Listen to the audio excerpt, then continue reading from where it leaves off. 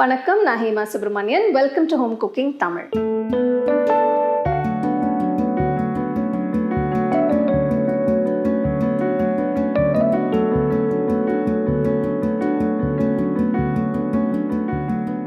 பன்னீர் butter மசாலாக்கு ஒரு கடாயில் 1 டேபிள் ஸ்பூன் எண்ணெயை ஊற்றி அதில் 2 வெங்காயம் நறுக்கி போட்டு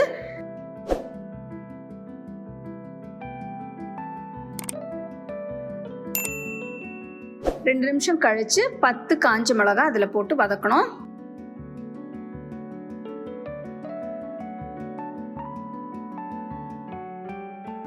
அடுத்தது அதில் 3 பெரிய தக்காளி நறுக்கி போட்டு 1/4 கப்பு முந்திரி இதையும் சேர்த்து வதக்கிக்கோங்க.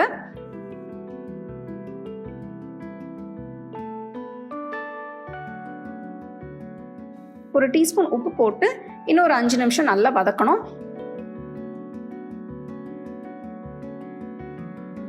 இப்போ பார்த்தீங்கன்னா தக்காளி எல்லாம் நல்லா வெந்திருக்கு. இப்போ ஸ்டவ் ஆஃப் பண்ணிட்டு நல்லா ஆற விட்டுறணும்.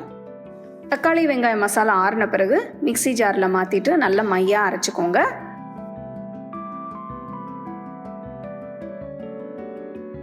அதே கடாயில் 3 டீஸ்பூன் நெய் ஊற்றி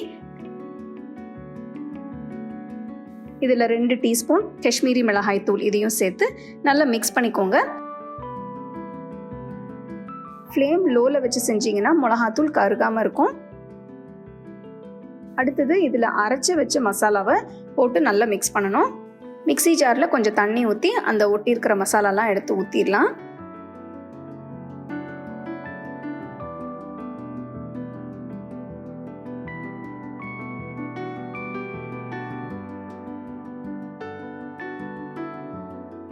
நல்லா மிக்ஸ் பண்ண பிறகு இதில் 1 டீஸ்பூன் கரம் மசாலா தூள், கொஞ்சம் கசூரி மேத்தி, ஒரு கையளவு பொடியாக நறுக்கின கொத்தமல்லி இதையும் சேர்த்து நல்லா மிக்ஸ் பண்ணிக்கோங்க. ஃப்ளேம் லோவில் வச்சு கடாயை மூடி ஒரு 10 நிமிஷம் அந்த மசாலாவை வேக வைக்கணும்.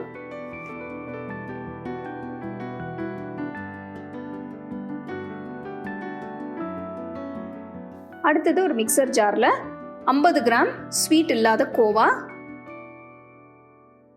3 டேபிள் ஸ்பூன் பால் இதை சேர்த்து நல்லா அரைச்சிக்கோங்க. இந்த அரைச்ச கோவா போட்டிங்கன்னா உங்களுக்கு கிரேவி நல்லா திக்காக நல்லா க்ரீமியாக ரொம்ப டேஸ்ட்டாகவும் இருக்கும்.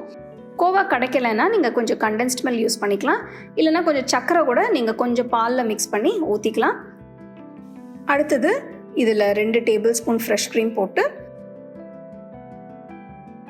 அரைச்சி வச்ச கோவாவை இதில் சேர்த்து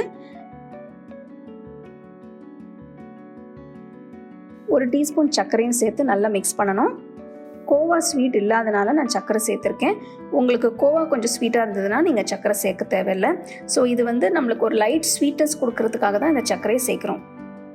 அடுத்தது இதில் 1/4 கப் தண்ணி ஊற்றி நல்லா மிக்ஸ் பண்ணி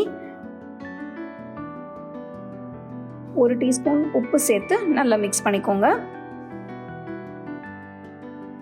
அடுத்தது இதில் 300 கிராம் பன்னீர் சின்ன துண்டுகளாக நறுக்கி போடணும்.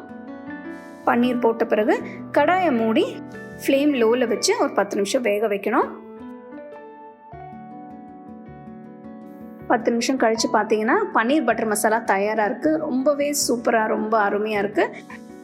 சர்வ் பண்ணும்போது கொஞ்சம் வெண்ணெயை போட்டு சர்வ் பண்ணலாம். ரொம்ப அருமையான ஹோட்டல் ஸ்டைல் பன்னீர் பட்டர் மசாலா எப்படி செய்யறதுன்னு பார்த்தோம். பார்க்கும்போதே சாப்பிடணும்னு தோணுது. ஸோ கண்டிப்பாக அந்த ரெசிபி நீங்கள் வீட்டில் உடனே செஞ்சு பாருங்கள்.